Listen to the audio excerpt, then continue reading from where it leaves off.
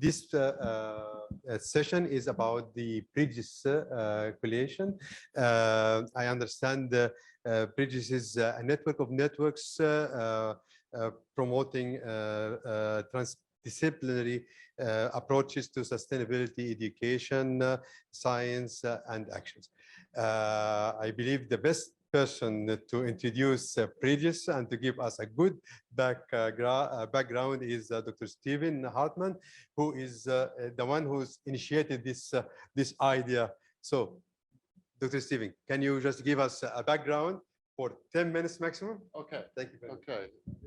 Thanks very much. I appreciate it's a delight to be here with all of my UNESCO colleagues. It's very exciting, of course, to have the opportunity to introduce BRIDGES properly at the COP. So what I'm going to do is give a capsule history for a few minutes of BRIDGES, how it got going, where it came from, where it is now, and where we expect to be taking it. So BRIDGES really, I think, indirectly started in 2015 when the Paris Agreement was being formalized, when the 2030 Agenda for Sustainable Development was being formalized with the partner states, the member states, and the Sustainable Development Goals. So already then, UNESCO undertook a project called Broadening the Application of the Sustainability Science Approach. And that project involved several sectors at UNESCO and many experts from around the world and other councils like the International Science Council, like CIPSH, the International Council for Philosophy and Human Sciences. And it took over 2 years a series of workshops to examine the state of sustainability science since the millennium, really, because sustainability science as a field had come out of the Millennium Assessment. And so it looked back, it looked around, and it looked forward and asked, how will sustainability science support member states in their efforts to meet their obligations under the Paris Agreement and the SDGs and Agenda 2030. Out of that came this report at the end of 2017 to the beginning of 2018 called Guidelines on Sustainability Science and Research Education from UNESCO. This report was intended to be used to spearhead a number of discussions with national commissions around how sustainability science as a field could be supportive of this mission of helping to meet the obligations of the Paris Agreement and the SDGs. And it was really a sort of a more of a top-down approach with the expectation that out of these discussions, there would be discussions with ministries, with the education and research sectors and innovation sectors, and the private and public sectors to discuss how sustainability science could be used smartly to be promoting the Sustainable Development Goals. But at the same time, there was a recognition from UNESCO, from the social and human sciences sector, which really took the lead on this, from CIPSH, the International Council for Philosophy and Human Sciences, and the smallest of the partners, but one in which I was involved, the Humanities for the Environment Global Observatory Network, that this top-down approach needed something bottom-up that could meet in the middle. We needed to find a way of bridging these efforts through top-down policy discussions and implementation discussions, through connecting with partners and communities and people on the ground, and better connecting also. One of the things that the Guidelines for Sustainability Science and Research and Education had identified, the need for the humanities and the social sciences to be involved in a very meaningful way in the fields of sustainability science, not as an add-on, not in a translational capacity, but in the production of knowledge that was essential as well to be able to deal with the challenges that we're facing.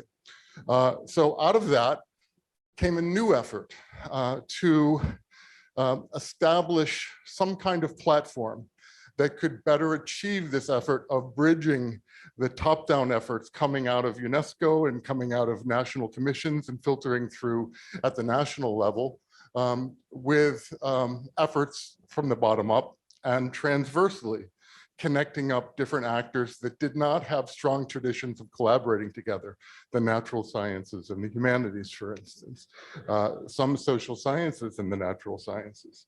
And out of that, there were 4 workshops organized in Macau, Portugal at UNESCO headquarters. Here's a picture of some of the people involved in that second workshop at UNESCO headquarters in 2019. And this is some of the group that were there for that. And then in Sigtuna, Sweden, was the third workshop. That was maybe a groundbreaking workshop where we began to address the principles and the strategy and the road plan for the BRIDGES Coalition. And I'll just sort of play this little video to give some sense of how it was at the time framed. Working collaboratively, bringing together natural and social sciences, arts, humanities, and civil society in innovative approaches to transformative sustainability science. Not the sustainability science of the first 15 years of this millennium, but where it really needed to go to more effectively be taking the field forward. So here is a look at some of the, and then there was a 4th workshop sponsored by the University of Cappadocia in Turkey. And following that and around that time, the different partners who remained committed to the process throughout, there were about 40 to 45 institutions, organizations, programs around the world who took part in this establishment process. And here's just, we're not going to run down this list, but just to give you an idea of who they were. These were the partners who were at the first General Assembly, the inaugural General Assembly of BRIDGES. And most of them had been there right over the previous 2 years of international workshops defining the mission of BRIDGES. Around that same time, in 2021, the Management of Social Transformations program approved endorsement of BRIDGES as a sustainability science coalition of the MOST program, a humanities-led sustainability science coalition, which sometimes, depending on your ear, might sound like an oxymoron, but it's not. It's very deliberate because it is that kind of infusion of what the humanities and human sciences bring that we really needed to bring the sustainability science to make it more holistically well-rounded and to fill in the gaps where natural sciences really couldn't be doing it all. The human dimension is essential. The dimension of environmental change on the ground and how communities and people are responding to these changes and finding their way forward. This is an essential component of this renewed aspect of sustainability science. So out of there, we had our first General Assembly in 2021. And during 2022, we had, and at the end of that year, 2021, we had taken expressions of interest for different institutions and different organizational partners around the world to begin forming hubs that would give us operational capacities. Here are some snapshots from 2 hub launches that we had just in the last month and a half. The ones on the left from Arizona State University, the ones on the right from the University of Wales, Trinity St. David, and the Assistant Director General Ramos was there virtually for both of them. You see her in the shot on the bottom right there, talking to a room that was very, very attentive to the message that she was saying and very, very appreciative of that, I should say. And here are the hubs. Here are the institutions and organizations that are now the hubs. Again, the coalition itself has 40 some odd member institutions and organizations and programs. But of those, a number are investing in providing resources, human resources and other resources to help us begin to operationalize those principles and begin to work together closely with UNESCO and with the Management of Social Transformations program to actually get somewhere new to turn the corner and bring the human sciences more meaningfully into not only sustainability science, but the solutions that we all need to be working on together. They've really been separate from one another before now. There has not been a strong history of that kind of collaboration. And I'll probably end with this slide just to sort of capture what I think is the mission of Bridges. It's to help build robust and transformative communities of knowledge, of purpose, and of action that actually can help us deal with this crisis that we have not been dealing with particularly well, but we also have not been bringing the real resources and the real capacities, all of the capacities that could be brought to bear. And we certainly have not been doing it in an integrated way. Sometimes we do it nominally in a multidisciplinary way, but not necessarily with the kind of coordination that is necessary for us to actually begin to find our way out of the mess that the world seems to have gotten in. And we certainly can do that, and we intend to do that. We intend to find new solutions by working together, but this means a culture change. So I will say that with that, I'm going to end and turn things over to the next speaker, who I believe is our Assistant Director General, Gabriela Ramos. So thank you, Stephen. Thanks. Thank you, Stephen, for this informative presentation about bridges and the sustainability science and its role in research and education, how sustainable science can help member states to attain the SDGs, bridging the gaps between, up to my understanding, the policy making and the public.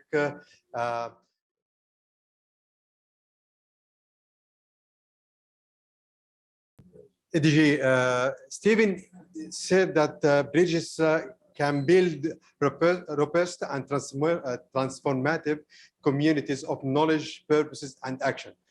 I wish to know UNESCO perspectives on bridges in this regard. Well, thank you so much for joining us. Thank you, Stephen. Yes, we can do that. Thank you so much. I didn't know if I was going to destroy. Yes, I did. I destroy it. Well, it's okay. It's okay. No, well, thank you so much, Stephen. I think that was a very good recount of how did we get into here.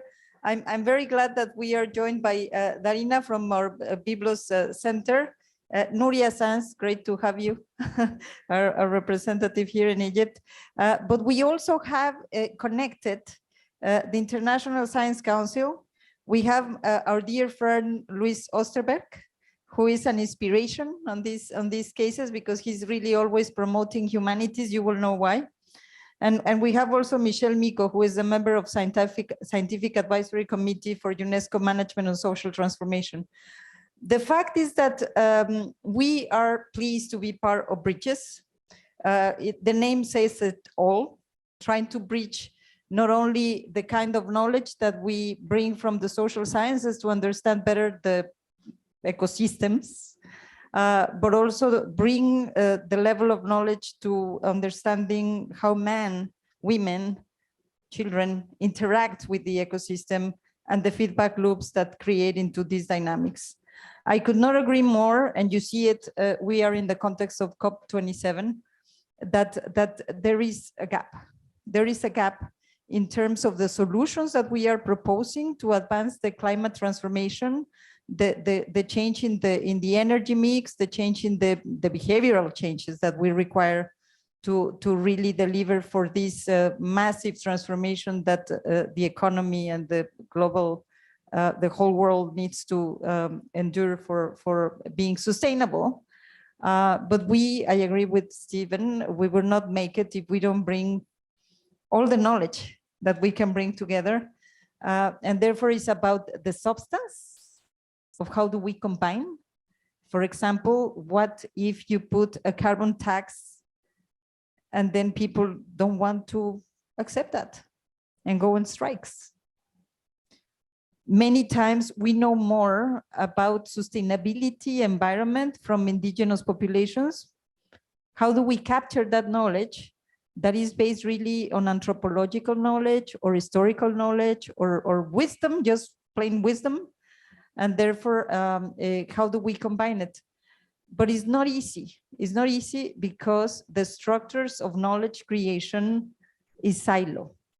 And we have moved to the level of expertise that don't connect sciences. So that's why I feel this is all about substance, because we're here to try to provide with better answers to the challenges we face, but it's also about process. And it's about process first. We feel very strong because, of course, we with Stephen and with all the institutions that are going to join Bridges, but also because we are going to be creating hubs of institution, academics, universities that are already producing knowledge to understand better the intricacies of implementing this transformational change. But we also have the multi-stakeholder approach. And I think that is really important, because it's, as you said it, is the top down, because of course we need to inform policy. We need to bring the knowledge to the table of those that are taking decisions on our behalf here in the negotiations. But it's also about process and engaging in an open and honest debate to all these communities, as you said, that are really going to be the ones that are addressing the issues. And I had some figures in my notes regarding the recurrence of climate events and catastrophes. 250,000 deaths in the last years just because of the heat waves and the drought and the inundations, and you call it. And therefore, again, even to address those issues, we need to understand better what people care about. What do they mean to them? How do we frame the issues in a way that they connect with what we're saying when the crisis strike? And therefore, this knowledge needs to be packaged in a way that is first produced, because we need to invest more in humanities. And I think this is also a call to invest more in humanities, but also how do we make it more useful? Because there is a challenge. Humanities are contextual. They cannot be delinked. They don't create these big theories that will explain us the world. They go directly into the context. But then how do you extract the knowledge from that very, very concise and place-based kind of understanding of the dynamics?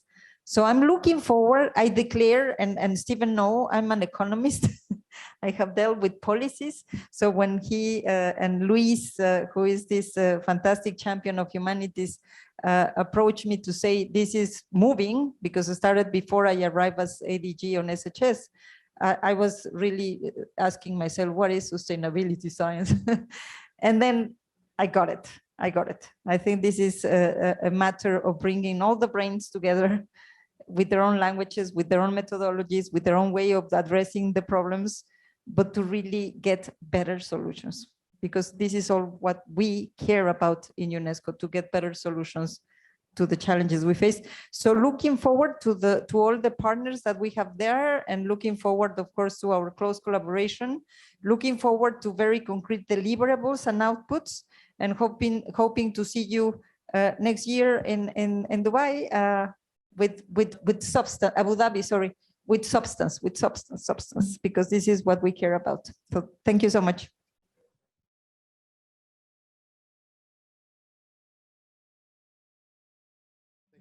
The next speaker is Dr. Darine Sabel Abijdid. She is the director of the International Center for Human Sciences in Byblos, Lebanon.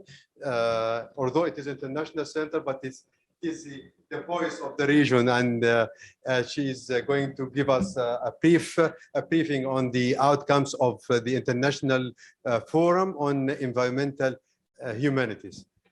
You have 5 minutes. As Zaki has mentioned, so I'm representing the International Center for Human Sciences, which is a UNESCO Category 2 center in Byblos, located in Byblos, and it is a unique center in the region, focusing on human sciences.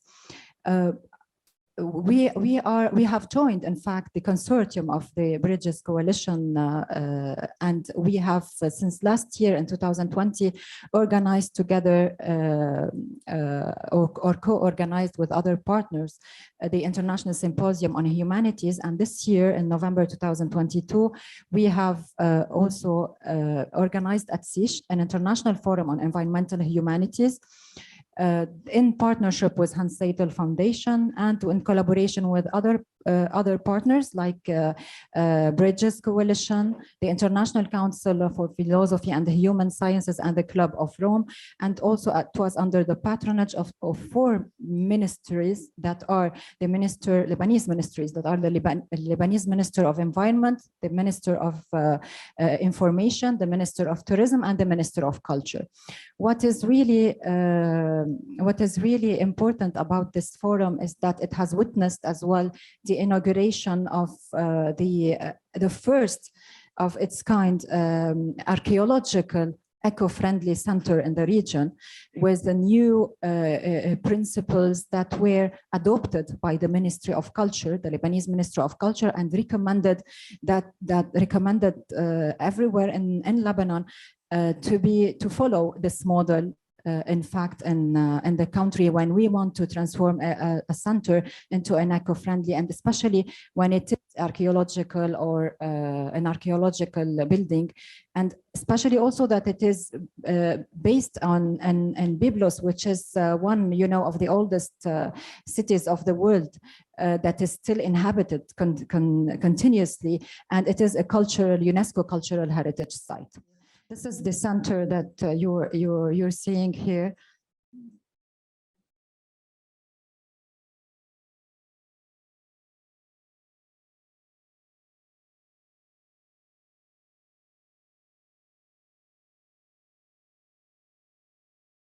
Our strategy for the coming 4 years, we are focusing on environmental transformations.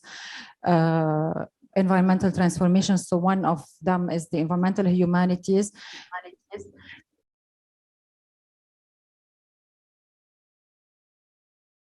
We have organized this international forum on environmental humanities. You can see one of these pictures whereby ADG Ms. Gabriela Ramos is giving her opening speech and the opening session with the ministers and our partners all together. All right, so this forum has showcased a rich program focusing on different topics spanning the environment, biodiversity, cultural heritage, and cultural diversity, the planetary well-being and the human and health, extending to peace, war, and diplomacy. Okay, and what is most importantly is that it was concurrently organized with the COP27, and it has witnessed the inauguration, as I have mentioned, of the first archaeological eco-friendly center of its kind in Lebanon by the Minister of Culture, the Minister of Tourism, the Minister of Information, with the opening speech from Ms. Gabriela Ramos. All right, and the most important points or concluding points or remarks that were in this forum are, I'm going to mention some of them, that environmental challenges are interconnected, and that we need, in fact, as Ms. Gabriela just mentioned, that we need to create spaces for people to come and discuss together to see what they want, what they need, and how to reach there by creating collectively relevant solutions. And all these activities should be included, in fact, into the educational system and build capacities of policymakers. We have also mentioned and talked about this illusion of growth and how economy, society, and the environment cannot be separated. We focused on the environmental well-being and health because of what we are witnessing of the feelings of dehumanization, because as a result of climate change, which is creating fear, instability, and loss of comfort. That we insisted on the fact that humanities should be included in the dialogue, and women should be included more and more in the climate actions. Also, the importance of multilateralism at the service of sustainable development, and that we need really, especially in the Arab region, political stability. So these briefly were the most important points, and we move just to see So we are going now where we still didn't finish this big project this year, 2022. We're going now to participate in the MENA Housing Forum Innovation Awards between 20 and 23 November. We are now among the 3 finalists. We hope we'll make it. And this was the plan when we had the approval of the Minister of Culture and the Directorate General of Archaeology in Lebanon to start the implementation of this project, which was implemented thanks to a generous donation from Ashada Group. And this is a way to fight this climate change impact, in fact, in Lebanon, and starting in Lebanon and to be a model, to serve a model and pilot project in the region. We can move to see some photos. Vanessa, please. So here are some photos that we have really implemented in our center. We have as the green garden that we have. This here you can see the solar panels that were there also put in a specific way designed for this building. You can see that they are surrounded by green plants. Okay, this is the picture, right?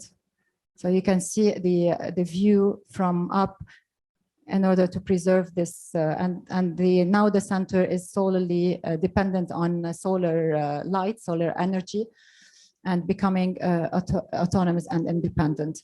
All right, the other pictures. These are the activities that have preceded this International Environmental Forum this year, with a regional conference with different roundtables on human security, on environmental law, with Hamid bin Khalifa University of Qatar, with Konrad Adenauer and different partners. And this is a 3D cube that was placed at the entrance of our center. Here we can see with the different ministers that were with us, and we have put on it QR codes and environmental laws around the world, so to raise more awareness for the public and visitors about this issue. This was briefly what we have done. Thank you for this informative presentation. I'm so pleased to see such effort coming from the Arab region and from Lebanon, with the whole state of Lebanon commitment and political commitment. Thank you very much for this invitation, for this presentation.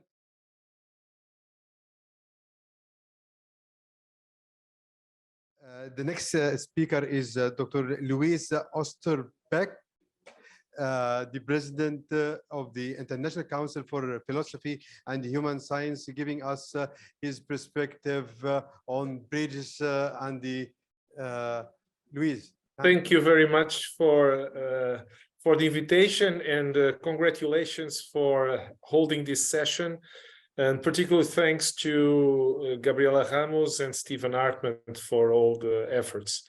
I will be very brief, basically to justify why CIPSH has committed itself from the very beginning to building this project, which started from discussions back in 2019 in Massão, and then evolved to establish this network. It started with a diagnosis.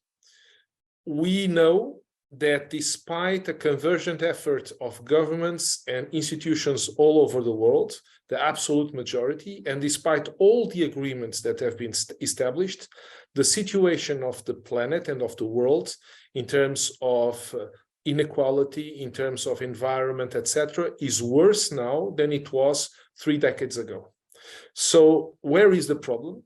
The problem is basically in the organization of human agency and establishing a different framework for what we need. This was our starting point, and also a recognition of a gap, and the gap related to the United Nations system, and particularly to UNESCO. In relation to sustainability and the quality of life, we could call it, there are several programs that award labels of quality to activities and processes and realities that work well or in the good direction in the planet. You have the Man and Biosphere program, the geoparks, World Heritage, etc. These programs are very important, very good. They point a good direction, but they can only be granted to realities where the process is already in reality more positive. So whenever things are running more or less well, there were already programs.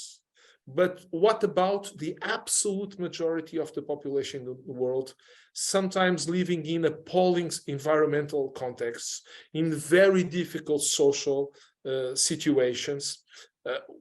There was no program for that.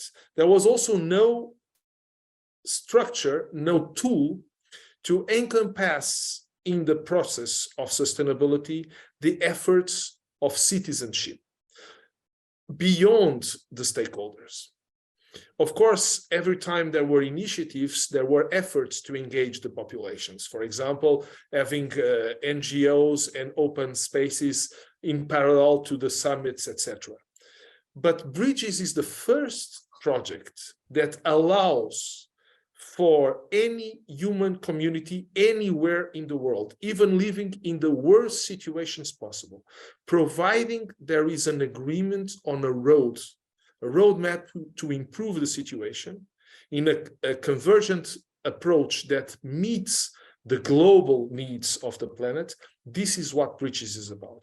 So it's something on top and of course in articulation with all the other UNESCO programs, but it gives power to the communities.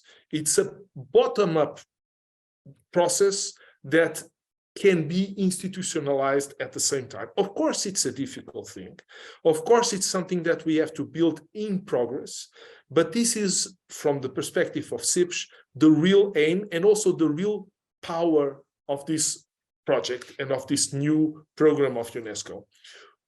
It is based on the understanding that we need three things in relation to this.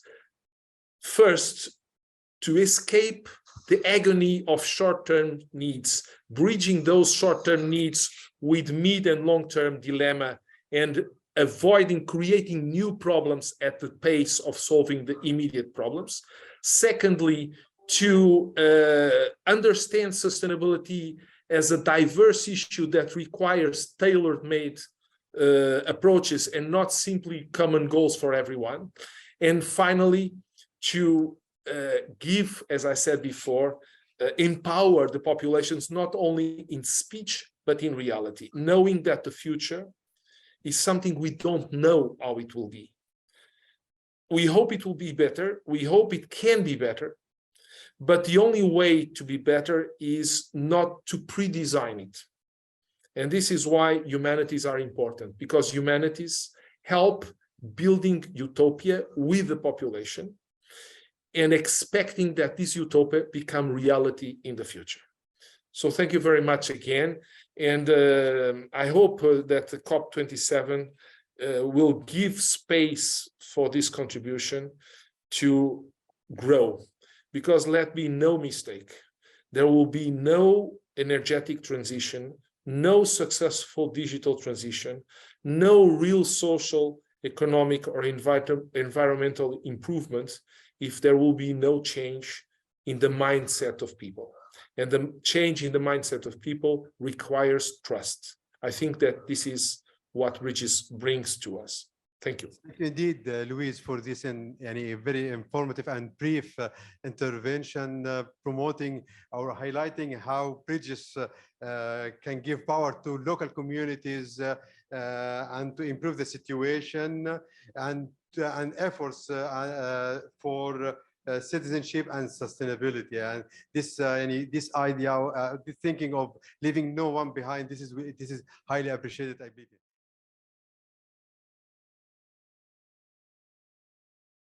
The next speaker is Dr. Matthew Dene. He is acting CEO of the International Center of Science Council. Matthew, you have 5 minutes. Thank you very much, colleagues.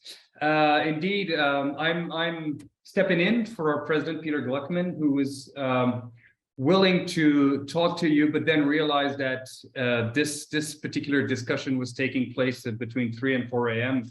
where he is right now in New Zealand, and so I'm afraid you're going to end up with me in the end. I'm very happy to be with you, though. I realize it's probably late in the day after a long day and after a series of long days, but it's great to see so many colleagues and friends in this session today. The International Science Council, for those of you who are not aware or doesn't exactly know what it does, is nevertheless the world's largest non-governmental representative science organization with members in about 145 countries, all institutions, all interdisciplinary institutions in 145 countries, as I said, but representing also, and this is particularly relevant for this discussion today, a range of disciplines from the natural to the social and human sciences. And there are about 45 disciplines that are currently represented, that are a member of the council.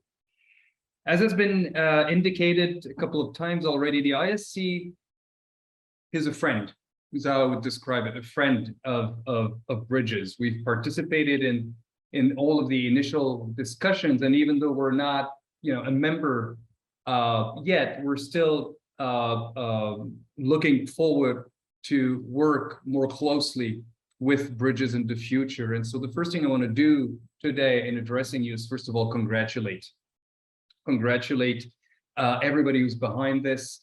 We're very happy to see this now finally coming to fruition. So my, congratulations and kudos go first to the UNESCO SHS sector and its Assistant Director General, Gabriela Ramos, but also to friends from the International Council for Philosophy and Human Sciences, and represented by Louis. It's good to see you, Louis. And first and foremost to the Secretariat, represented today by Stephen, the people who are really actually doing the work and who will be delivering in the coming years. As I said, we're not a member, but we've been following out of pure interest and conviction that this is important. Why is this important? Why do we think that BRIDGES is an important step and probably an important partner of the ISC moving forward? Well, the point have been made just now by Louis, I think, very eloquently. For our societies to respond, to address to climate and environmental change, we just know that we need scholarship that largely comes from the humanities and the social sciences. No matter how important environmental science, climate science, for example, is in order to understand how climate and our environments are evolving, no matter how critically important that knowledge is, it is to a large extent very well documented and known already. And what our societies need, I wouldn't say more, but urgently need, is for the specific contributions of the humanities to play a much bigger role, both in the ways in which we frame discussions in our different countries, and also, and more importantly, how we're going to frame responses, how our societies are going to adapt and respond to global environmental change. We need a better understanding. I'll just give you a few examples. We need a better understanding of, for example, the historical and the contextual complexities of our different societies in different parts of the world, so the cultural differences. We need to understand how those cultural differences play out in our responses to environmental change. Similarly, we need better understanding of issues of, what we call subjective interpretation, sense-making, worldviews, values, etc., imaginaries of different societies, but also how different forms of knowledge play certain roles in different societies. Thirdly, we need to better understand, pay better attention at issues of governance, of deliberation, of how legal systems are framed by cultures and values and ways of making decisions that are particular to a certain extent, or will change from societies to societies. So these three broad categories and types of knowledge largely come from scholarship, from the humanities, from humanities scholarship. The ISC, my own organization, is regularly called upon to provide inputs into different policy processes within the multilateral system. There's a broad recognition that the kinds of issues that I've just now briefly outlined are exactly what is missing and where we need to put more effort and where we need to bring the specific contribution, as I call it, from the humanities. And this is why working with constituted network of scholars who are particularly well equipped because they are networks, interdisciplinary networks in themselves, but more primarily because they bring that particular knowledge. This is why this is so important. So, I see a lot of work for Bridges moving forward. I see a lot of exciting work, groundbreaking work for Bridges, but more importantly, maybe for our societies, I see a lot of important, critically important work that Bridges will contribute through its growing network of centers and researchers. And so we'll be very happy to continue and increase and deepen our collaboration with you. Thank you very much. Back to you. Thank you very much, Matthew. I highly appreciate for these valuable inputs. I totally agree with you that we need the humanities and social science to understand better and to assess how local communities can adapt and respond to the climate changes and the environmental changes as well.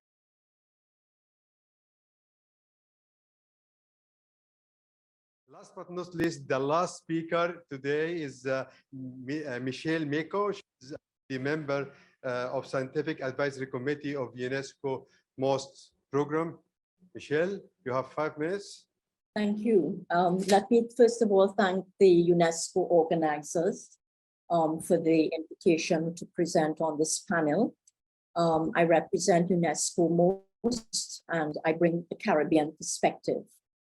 Essentially, UNESCO's management of social transformations plays a pivotal role in the synergy between sustainable science, research, and education. And what I bring today is, of course, as I said, the Caribbean small island developing states perspective.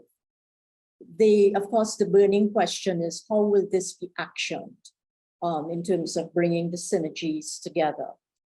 This will be done by connecting diverse communities of knowledge and action through project-based activities within our region.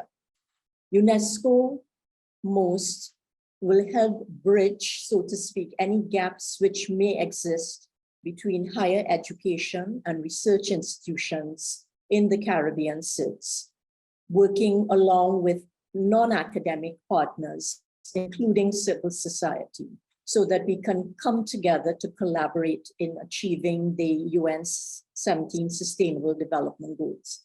I think UNESCO-MOST functions as a focal point for capacity building within our region. And that's how it will action some of the ideas and the philosophy behind Bridges.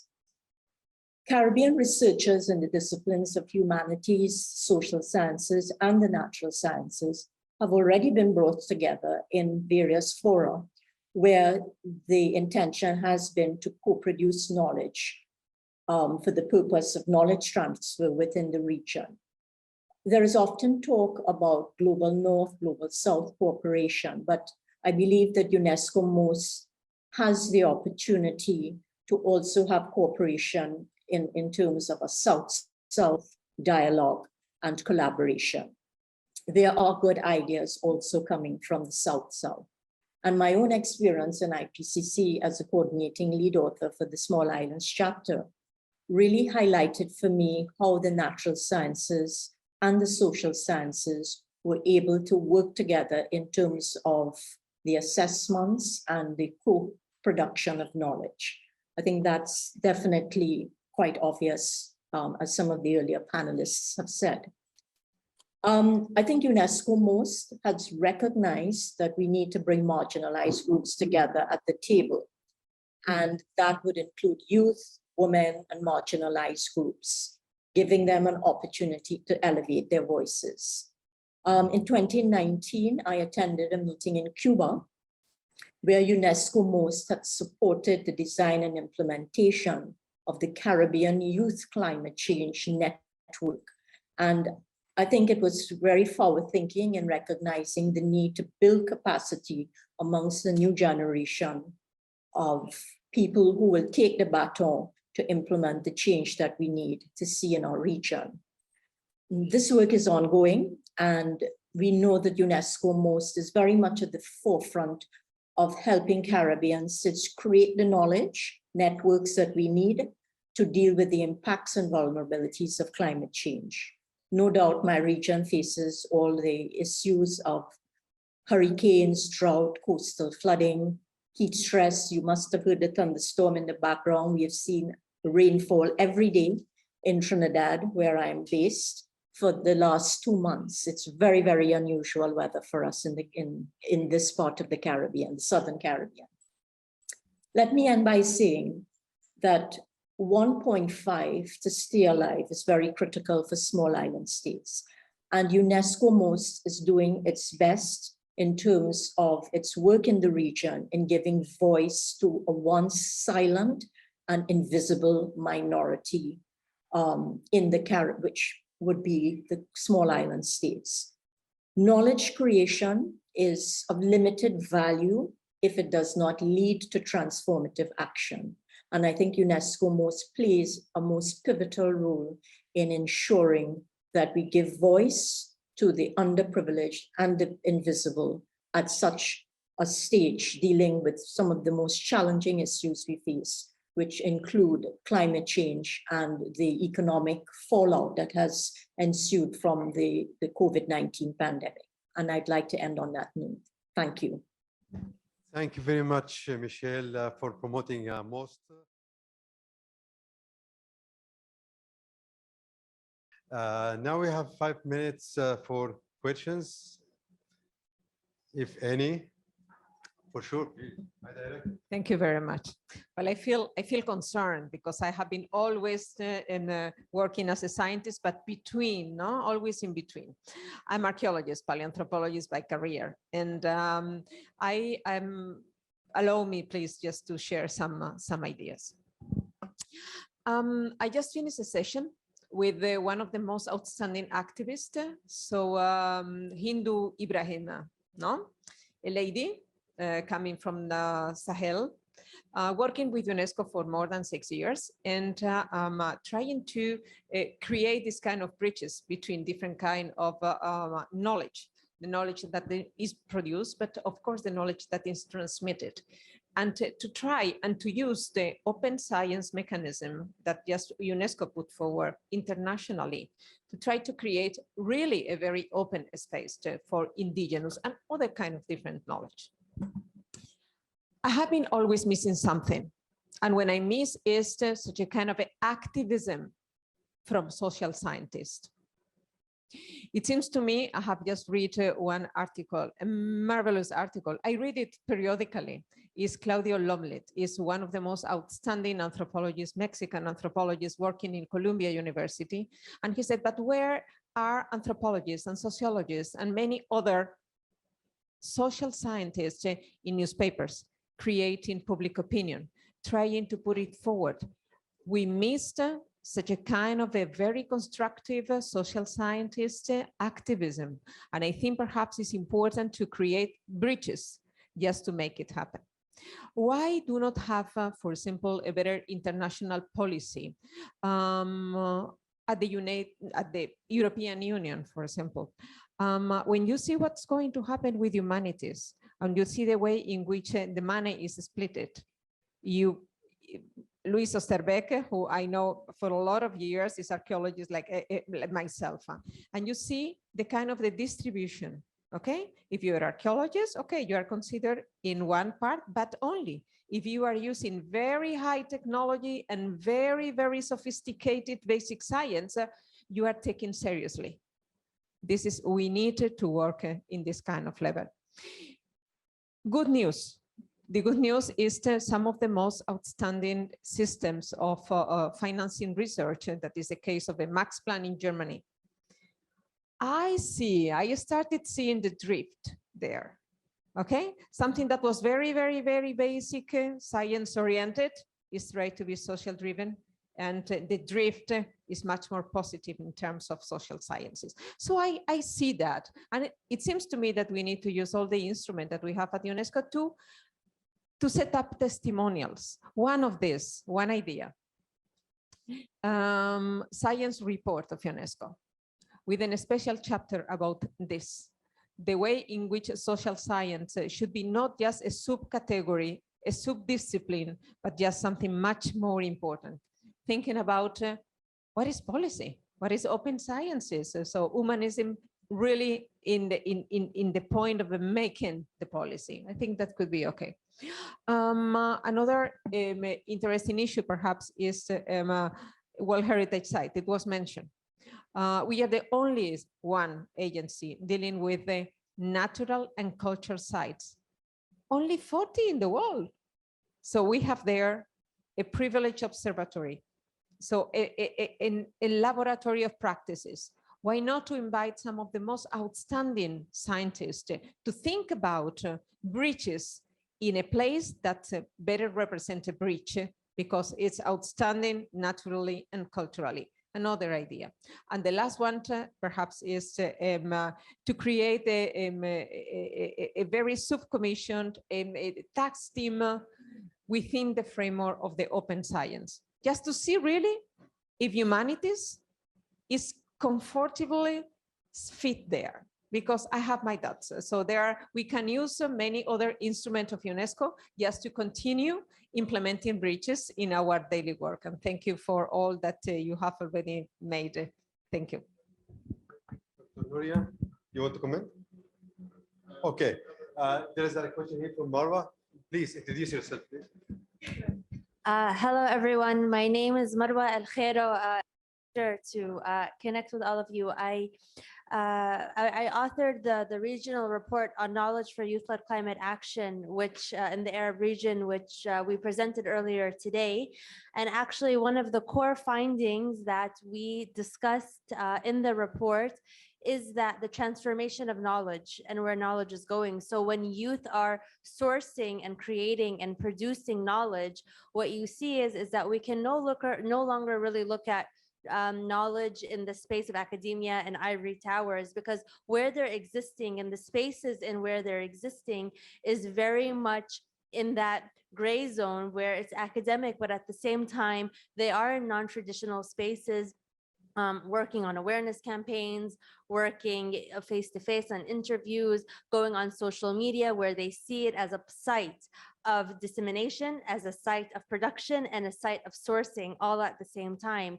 So there's an article, and really the source of what a big part of how we're defining knowledge in this report is that we are now looking in these spaces where the change maker is a knowledge producer, the social activist is a knowledge producer, the environmental justice activist is an environmental producer. So one of the key takeaways and recommendations of the report is actually there needs to be that bridge, to use your word, between the academic and the non-academic in order to be able to bridge these types of academic knowledge, because as youth are engaging, they are engaging in these different spaces. And so for us to meet them where they are as the future change makers of climate action and climate change, these are really the spaces that we need to be operating in the humanities. So just to build on what was just shared on that point. Thank you. Thanks very much. One of the things out of the two comments that we just heard, I would agree wholeheartedly. I think that bridges can be working to to create bridges both sort of within UNESCO. I believe that there's a strong potential for branching out from the MOST program to other international science programs within UNESCO. And I'd like to think that bridges can play a role there. And at the same time, I think that some of the examples you gave about World Heritage Sites as being these amazing laboratories, I absolutely share that. And I feel, why don't we be thinking about the sites that are already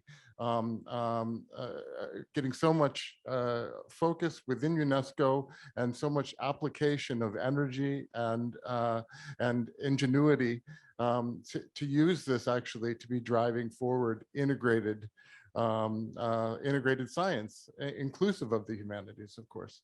And so, and equally, I with the second respondent, I agree wholeheartedly that we really do need to be reaching outside of academia as well, not in an extractive way, but actually in a respectful, co-productive way that respects the great store of knowledge that is available in many groups and in many sort of niche areas that can complement scientific knowledge and humanistic scholarship, knowledge coming out of humanistic scholarship.